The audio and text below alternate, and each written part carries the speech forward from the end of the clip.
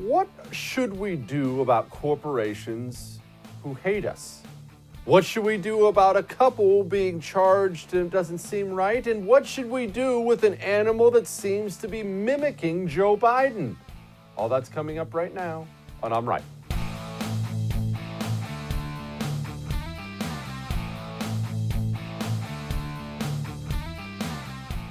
In just a moment, I'm going to open the show in the way I had intended to open the show, with Ted Cruz having a back and forth with Mark Cuban, and there's a real interesting dynamic there, mainly from the Cuban angle of what should a billionaire do? What's a billionaire obligated to do? What should a nation make a billionaire do or not do?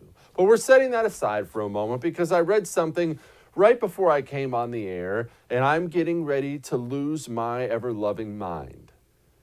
Senate Republicans are currently working directly with the White House and Democrats on yet another coronavirus stimulus package in the $1 trillion range.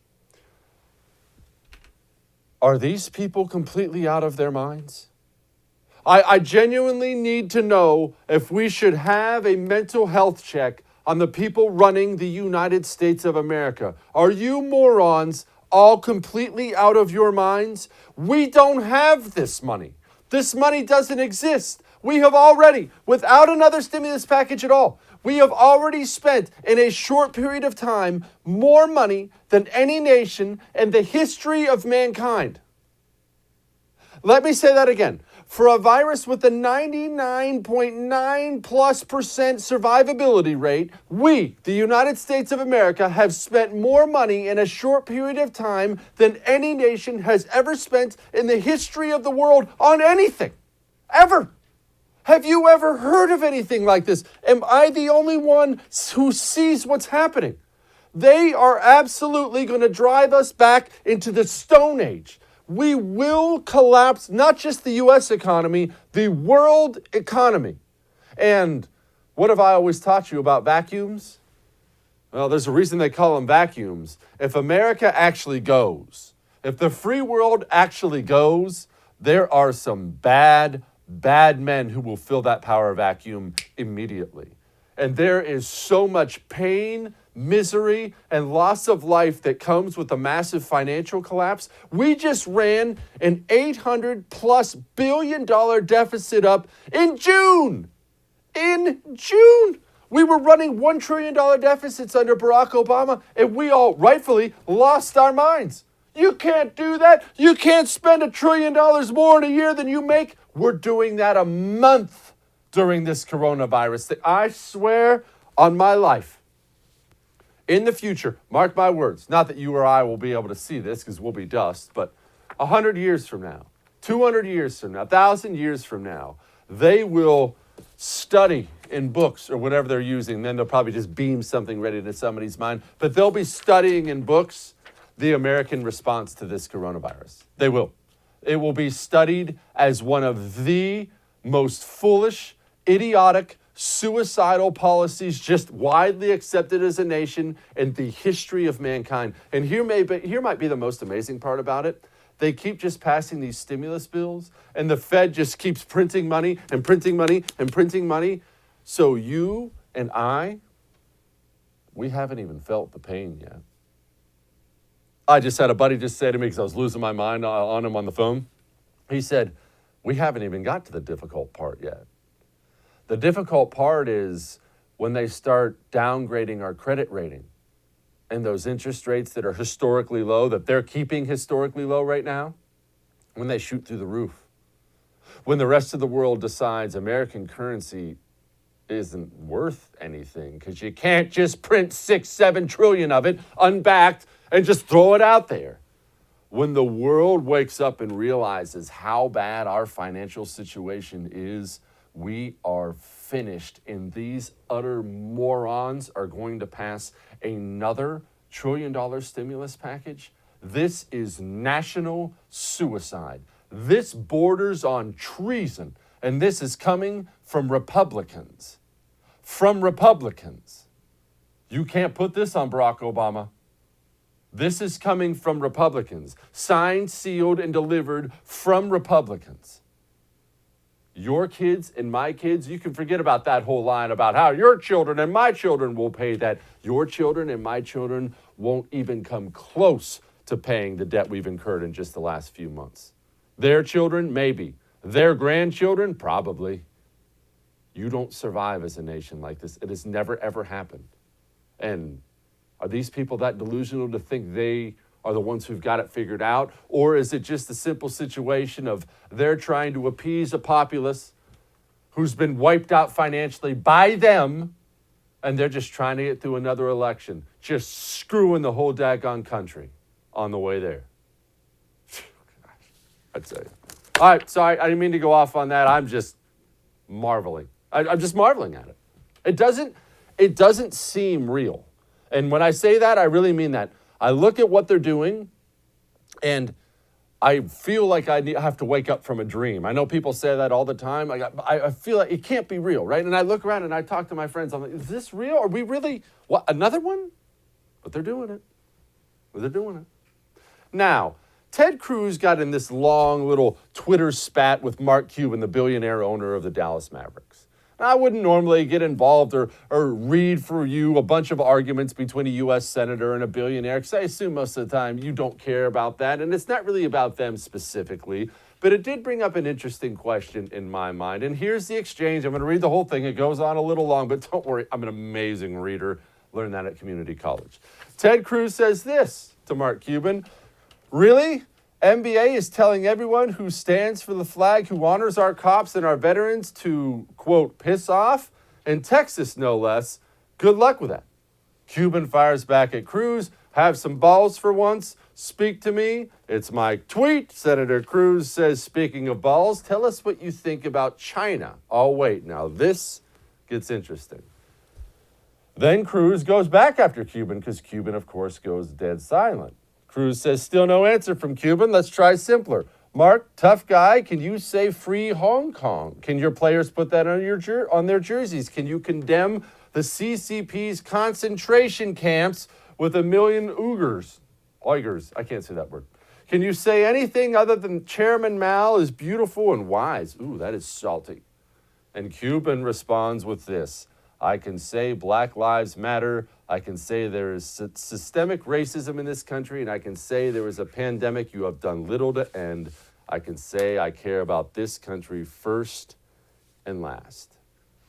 This brings up a very interesting question for me. Not because I care about the Dallas Mavericks or Mark Cuban. I don't care about any of that. What does a nation do when you have wealthy, powerful people inside its borders, citizens like Mark Cuban, who work with our enemy? Are we going to act like China isn't our enemy? I mean, everybody's pretty much accepted that. Worldwide, they've accepted that now. People are leveling sanctions against China, cutting off China, doing everything they can to encircle China. China is our enemy. No, we're not lobbing bombs at each other yet, Lord willing. Let's hope that doesn't happen. But China is our enemy. Okay, we know that. That's been established. Well, what do we do about a major sports league like the National Basketball Association that not only makes a ton of its money in China, it won't allow anti-Chinese things to be printed on its jersey? What do we do about a major industry like Hollywood? They write things in favor of China. China has, and, in the future, they're going to continue doing so. They're going to pick up the phone when they see a scene they don't like in the movie, and they're going to say, hey, Spielberg, I don't know about him specifically, yeah, that one was a little too anti-Chinese. Go ahead and cut that scene for us. And they do it.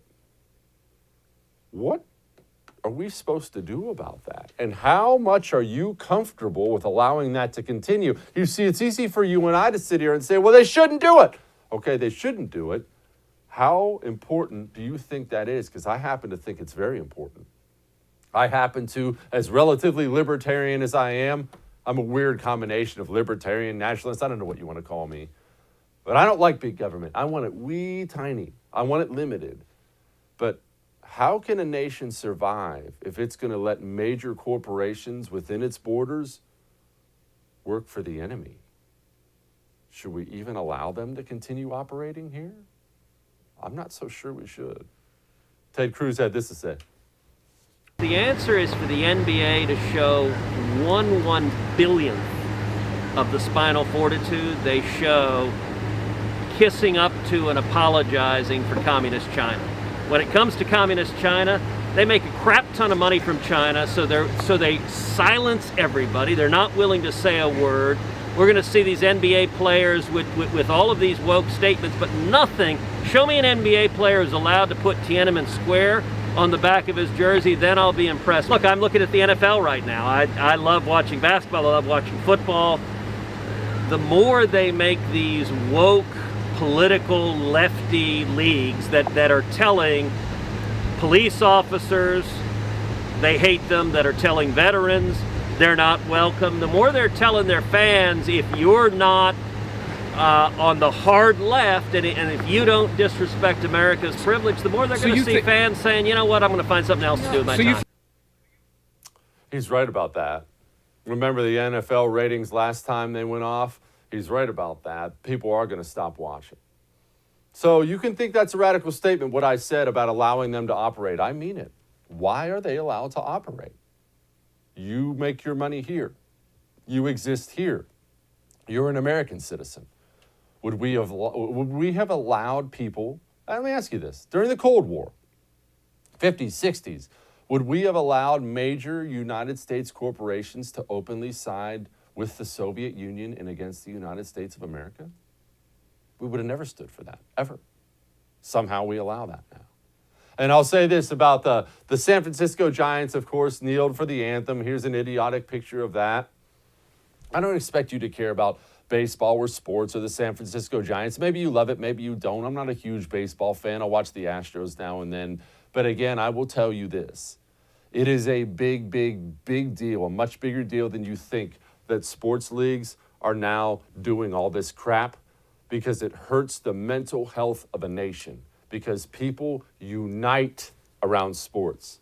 They set aside politics and they unite around sports. It's an escape. And as soon as these idiotic athletes and sports leagues take that away, you've once again prevented any escape from the endless politicking. It creates more tension. It makes people go nuts. This stuff matters a lot, and it needs to stop. All of that may have made you uncomfortable, but I am right. Now, everything I just told you, it might make you really uncomfortable. It might make it so you can't sleep at night. Look, you don't have to look hard out there right now for things to be stressed out about, things to be scared about. There's plenty, right? Plenty. You know you can still get a great night's sleep every single night, and it helps things. Ebb sleep, it calms those racing thoughts that go through your head. It's a wearable device, not pills, not some stupid mouthpiece, a wearable device that goes after those racing thoughts, calms your mind down, puts you asleep, and keeps you asleep. Highly recommend it. You can even try it risk-free for 60 days. Go to tryebb.com/Jesse. That's tryebb.com/Jesse. Use the promo code Jesse for $25 off. We'll be back.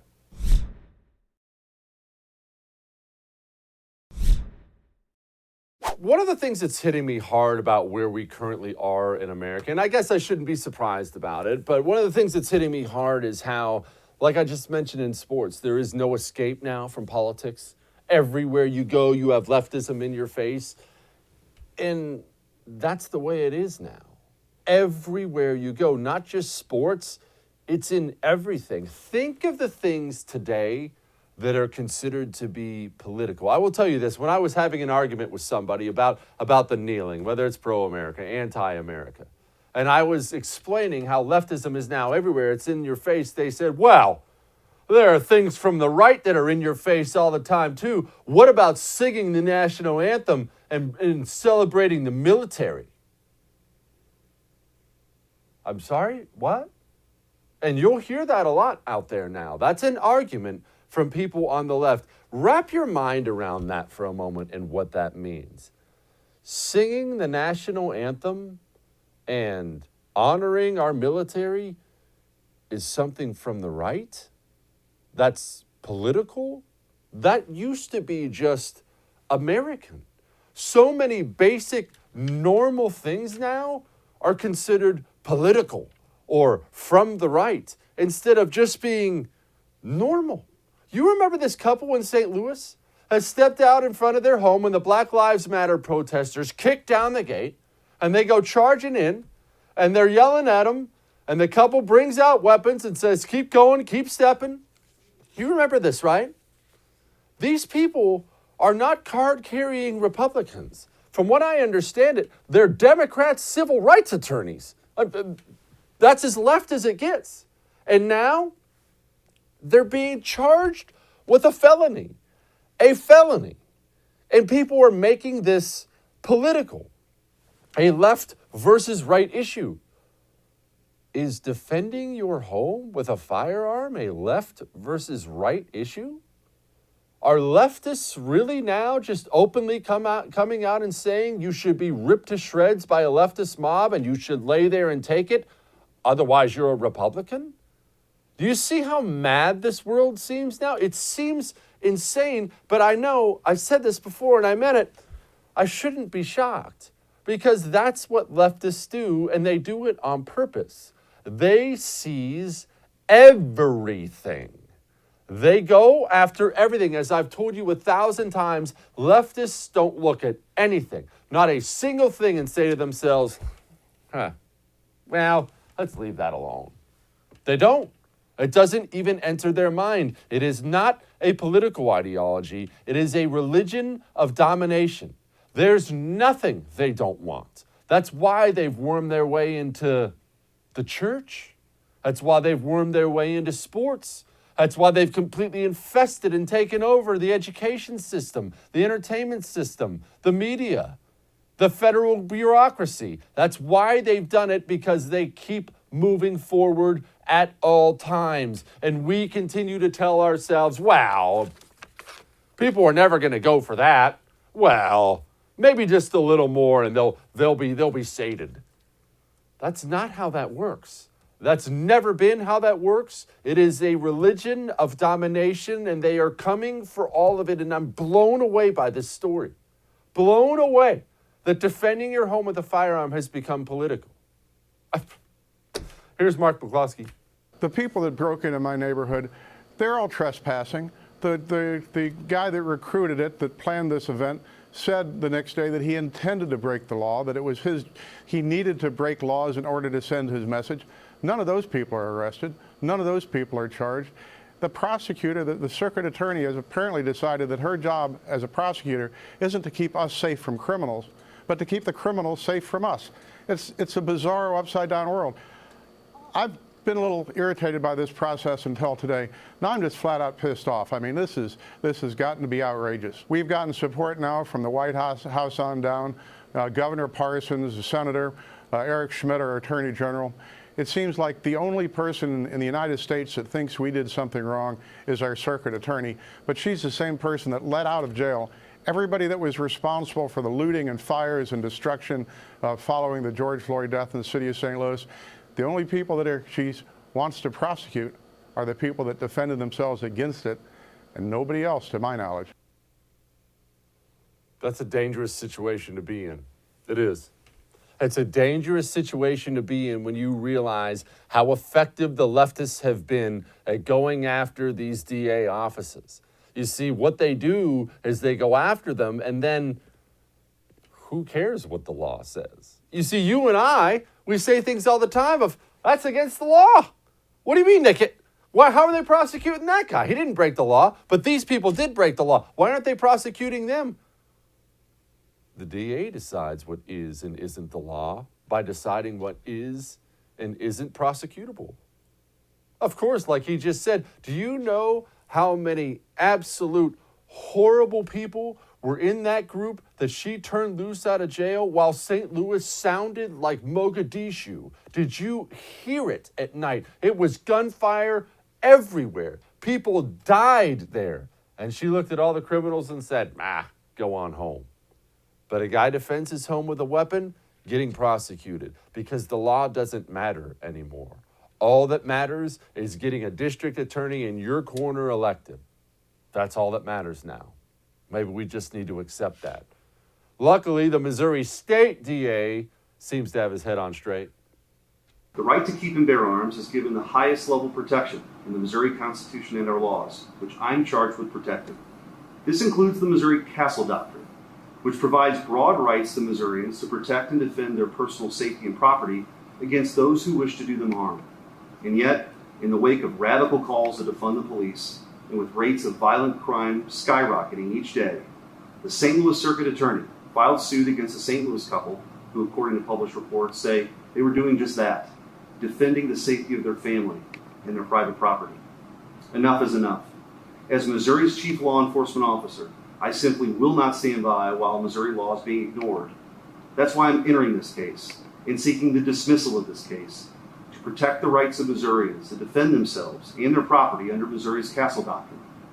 A political prosecution such as this one would have a chilling effect on Missourians exercising their right to self-defense. The law in Missouri is clear and must be protected.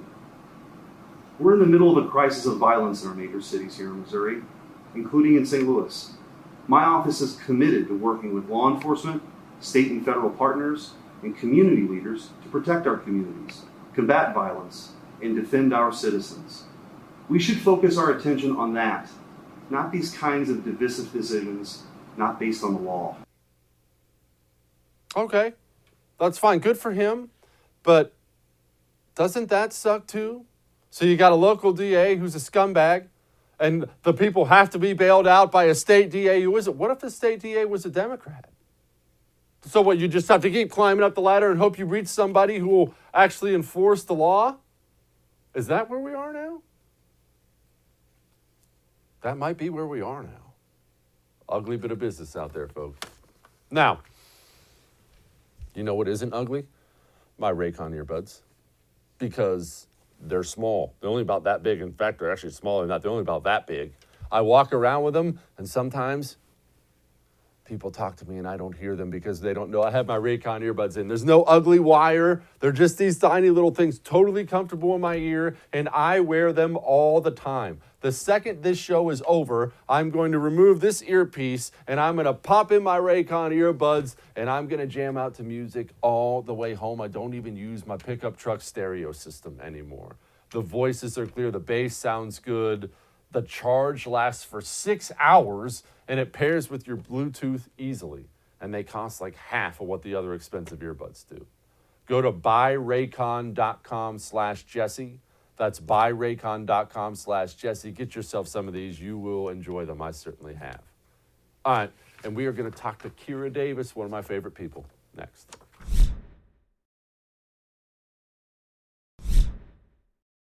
Joining me now, the editor-at-large at Red State, Keira Davis, who's looking refreshed after a week of vacation, which is shocking because I have no doubt that like an old woman, she went on some lame road trip and went and read plaques somewhere and saw the biggest ball of twine or something. Keira, shoot me straight. How lame was it? Oh, it wasn't lame at all. I think you'd be very proud of me, Jesse. I actually drank in a pool for 3 days straight. So you'd be proud of me. Atta-way. Well done. Well, look, you didn't miss much here. I mean, the world's on fire. We're about to pass another stimulus bill through Congress. The Republicans are about to pass another stimulus bill. Yeah, sure. Money grows on trees. It's paper. It's literally paper. Keira, do they not know or do they not care what a financial collapse means for the United States of America? They don't care. It's just all these people are so old, they're going to be dead by the time the reckoning comes, you know? So, it's always been that way. No, they don't care. No one will care until they're on the, other end of some kind of weird revolution. So, no, I think after, how many stimuluses did Bush do? I think he did 3. I think after the third one, that's when I resigned myself to the fact that this idea that conservatives are really for, conservative politicians are really for lowering a financial burden, lowering taxes, lowering our debt. I realized that that's a lie. It's just politics. Some may have things that they care about, but I do not for one second believe the national debt is of concern to almost anyone, maybe with the exception of a couple people in Congress, and that's just the way it is. Keira, switching subjects here, but I do that. My mind is so high end. I mean, it just functions on such a high level that sometimes I change subjects. Just try to keep up, please.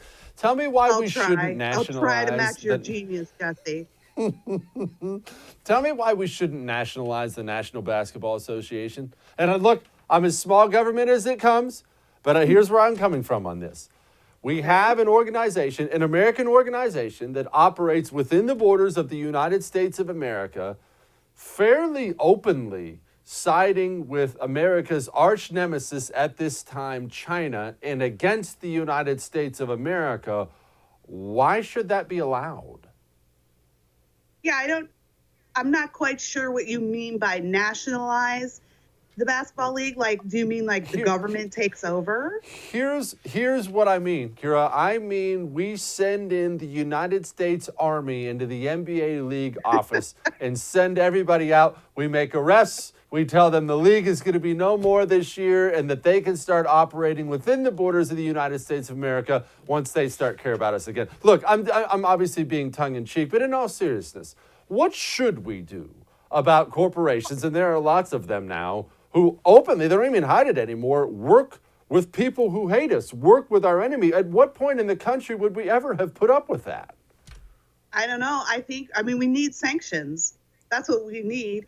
And the thing is, the problem with that is that because you can't force businesses we're not communists. We're not China. There's only so far we can go. But what we can do is declare someone an enemy and say, look, we don't do business with these people. Like, there are plenty of countries that we still do not do business with because they are ruled by dictators. They are ruled by cruel regimes. So it's money, right, Jesse? That's all this comes down to. Is like China has so much money that we need to untangle from them, but necessarily untangling from them absolutely means that we'll hurt for a little bit. Businesses will lose some things. NBA will lose some things. We all will. I love going to the dollar store and getting my cheap goods. Like, I'm not trying to front anybody. I love my cheap Chinese goods, but I understand the price that we're paying as a nation to have those goods.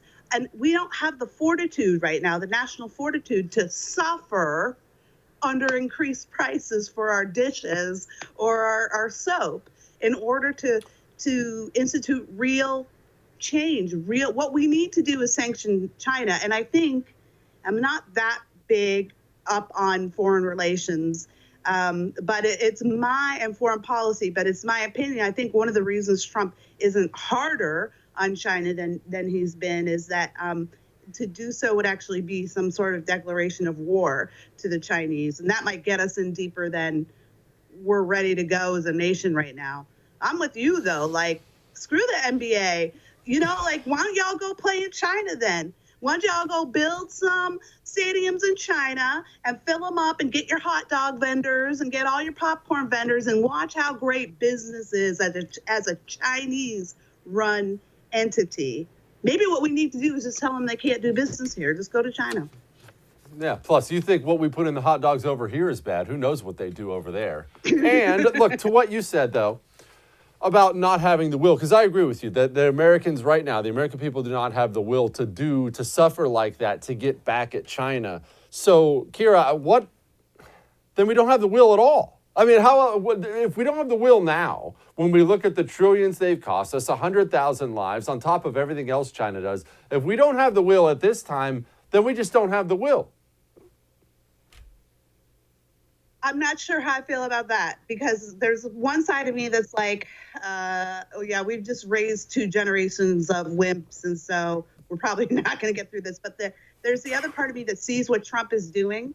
And if he gets to complete his work, if he gets reelected and gets to complete his work, one of the things he's doing that a lot of people aren't paying attention to is he's building up other business relationships in Asia, like India, Vietnam, Thailand, which may have its own issues right now as well. But the thing is that India is like China in a lot of ways. It's got a billion people, it's a huge economic engine, but better than China. They love us. They love America, and they're, for all intents and purposes, a democratic society. So what we may see, Jesse, is not necessarily a change in, quote, willpower, but we may see a shift in just the market.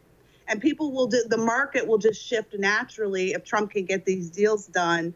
Then he can have harsher sanctions on China because we won't be so dependent on that money. We'll still have money, but it'll be from these Asians, not those Asians. And then we might see the market shift, and that might be how we see dependence on China shift. But I definitely think that there's just a lot of people that are so comfortable with this relationship that they have absolutely no intention of moving away from it.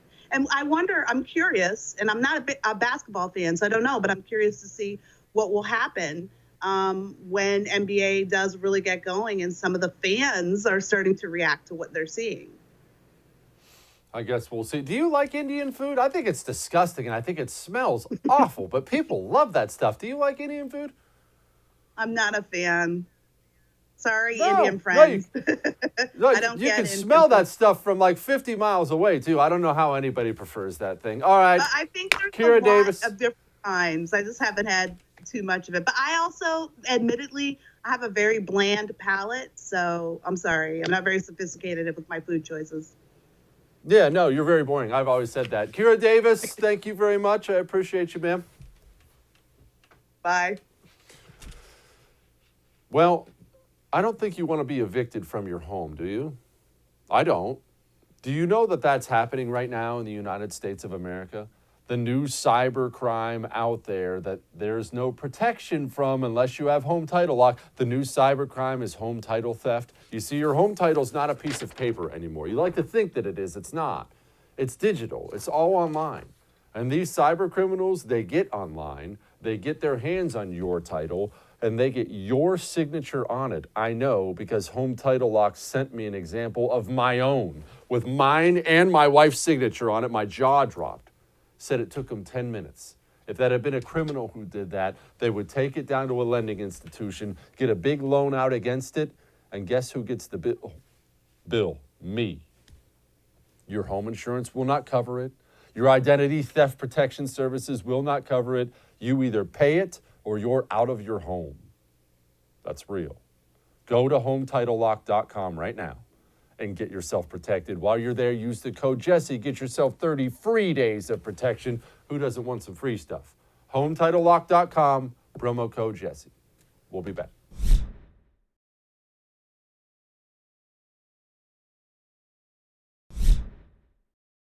Joining me now, former investment banker and creator of the Future File legacy system, which I own, by the way, I should mention, even though she didn't ask me to say that, the great Carol Roth. Carol, I need to step away and take some blood pressure medication really quickly because I just read this about Mitch McConnell passing another $1 trillion stimulus bill, which Trump is going to sign and Nancy Pelosi's going to sign. And Carol, I feel like I'm living in a different world than everyone else. We're spending more money over a short period of time than any nation in the history of the world has spent on anything. And people think we can do this?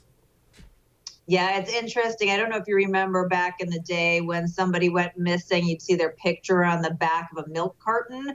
Well, I feel like we need to put fiscal conservatives on the back of a milk carton and try and find them, because for some reason, anytime a Republican gets into power, all they want to do is spend, spend, spend, spend, spend. And if you go back in time, if you look at 2001 and you look at the entire budget for Congress, it was $1.9 trillion. We've spent more than that now just in the first stimulus, let alone the second stimulus. And our population has only grown, by the way, 15%. So we're talking, before we even got to the stimulus, 137% increase in spending over the 15% population growth. And ultimately, that makes things more burdensome, not only for us in terms of the things that we can then go out and buy and create, but obviously if you have children or grandchildren and their expectations for the future, is certainly not a happy piece of information. Carol, explain the stock market to people. You and I have had this talk before. People were confused. The economy sucks. Everything's a disaster. Layoffs everywhere. Everybody's declaring bankruptcy. And the stock market's still sky high. And everyone thinks, wow, we must be fine. But why is it so high, Carol? Yeah, so basically there's a huge disconnect between the stock market and the economy. And one of the big, what I will call perpetrators behind this scheme, this house of cards, is something called the Federal Reserve System, or the Federal Reserve, or AKA the Fed, that you may have heard of in the news. And basically the Fed is an independent agency that draws its authority from Congress, and it is supposed to oversee our monetary system and our banking system. And it's basically supposed to stabilize prices, which means control inflation and help to maximize employment. But what they have been doing for a really long time, ever since the last financial crisis, it never really went away, and then they've doubled down again now, is they've been interfering in the market in a number of ways, which I'm happy to go into. And because of their interference, they're creating this asset bubble. Please elaborate on them interfering in the markets, because people need to know this. Okay, so this is really complicated, but I'm going to do my best sort of Sesame Street version of this. But basically, they set a target interest rate called the Fed funds rate that allows banks to lend to each other overnight to meet reserve requirements. And this target rate basically affects the markets because it affects how much they can charge for loans, it affects how much they charge for credit cards, and it affects how much interest they pay you to keep your deposits in the bank. So before the financial crisis in 2007, the interest rates for the Fed funds target was about 5.25%. They brought that all the way down to 0 to 0.25% within a couple of years' time, held it there for 7 years. 7 years, 0% interest rates. Finally started taking it back up because obviously we know our economy was doing well, so they were taking it back up. The market freaked out, the president freaked out, they started bringing it down again. And then as soon as they heard that COVID was an issue, they just completely freaked, didn't want the market to blow up, and they took it all the way back down to 0. So that's one thing that they did. And because they have low interest rates, that means that people who are looking to get a return on their money go into riskier assets other than debt assets that pay an interest rate. And so that is what lifts up the prices of the equity, because money that's looking to earn a return is now chasing those riskier assets. So that's one piece, but I will let you talk in my Sesame Street explanation here. Carol, I don't understand why you are such a mean, heartless, cruel human being. Don't you want interest rates low? Do you want people paying money in interest? It's obviously it's a trade-off between spenders and savers. I would like interest rates to be normalized. I'm a free market person, so I think money has some value. If you are going to loan it out to somebody, there is a risk associated with it, and you should get paid and compensated for taking risk. What it has done is said, if you are a saver, you get nothing, so you might as well go out and spend it. And because there's so much money chasing everything, then the value of the normal stocks that you would perhaps go after are now at higher levels. So that means when this eventually comes crashing down, because it's like a Ponzi scheme, it doesn't stay this way forever. That means that the people who were trying to save and trying to take on less risk have now entered these risky assets at overinflated prices, and that's what we call a bubble. We've heard it before, obviously, in everything from housing to stock markets. And at the end of the day, it's really selling Main Street out to Wall Street. Carol, what happens during a bubble burst? What would happen? What does it look like? I feel like a lot of people talk about doom and gloom. I do myself when it comes to how much money we're spending, but people don't wrap their minds around what it actually means for them personally. What does it mean for the family sitting there, of course, watching the great me on TV right now? Yeah, well, obviously they're winning if they're watching the great you, but they might not be winning if the bubble bursts, because obviously that has economic implications like it did in 2007 with even more rampant unemployment. We obviously have a lot now because the government shut everybody down, but it means a longer road to get back. The other thing that could happen, and this is always the concern when you interfere with interest rates and keep it low, is that it creates inflation, which means that the dollar that you have, it takes more of them to buy the same goods and services. So we could have crazy inflation. If you remember back in the 70s and 80s, it just went through the roof. The worst thing that could happen, and this is what I'm really concerned about, is something called stagflation, which means the economy stagnates, the economy isn't growing, but you still have inflation. So you're not making more money, you might be making less money, and the cost of everything is going up. And obviously that impacts your quality of life. What should we be looking out for, Carol? Or is there no warning at all? There's just all this buildup, and you wake up one morning and you pull up your 401k and you find out you're flat, broken, busted.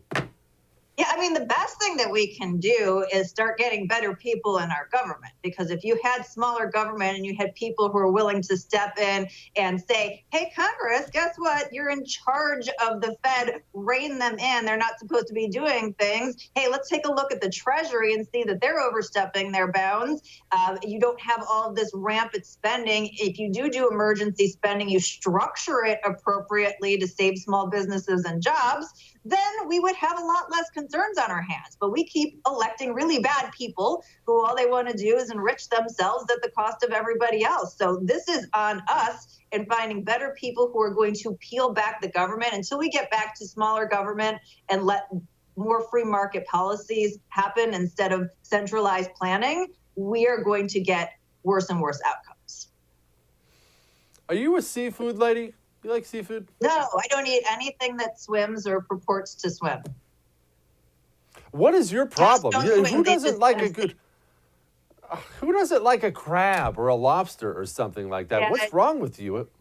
So here's the thing, Jesse, is that I have the palate of a sophisticated 8-year-old. Like, I could have brie on my grilled cheese, but I still want a grilled cheese. I could have caramelized onions on my burger, but I'm still going to have a burger. At the end of the day, if your 8-year-old won't eat it, Carol Roth will not either.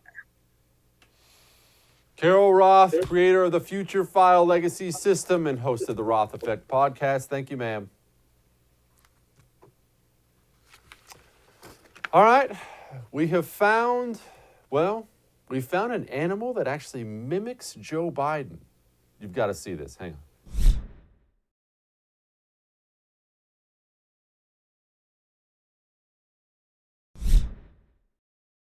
Look, it's the campaign season right now. And what do you see during campaign season, especially presidential campaign season?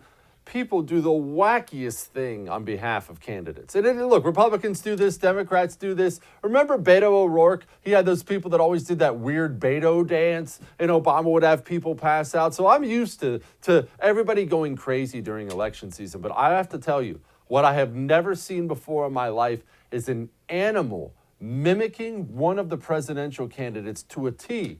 Take a look at this. No. Hey, no.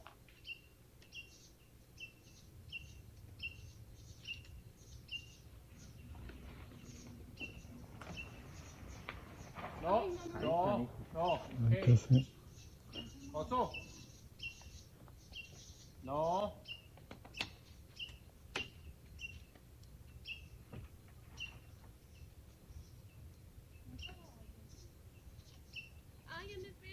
Vente, sígueme, ven. Man, that bear really loves Joe Biden. I'll see you tomorrow.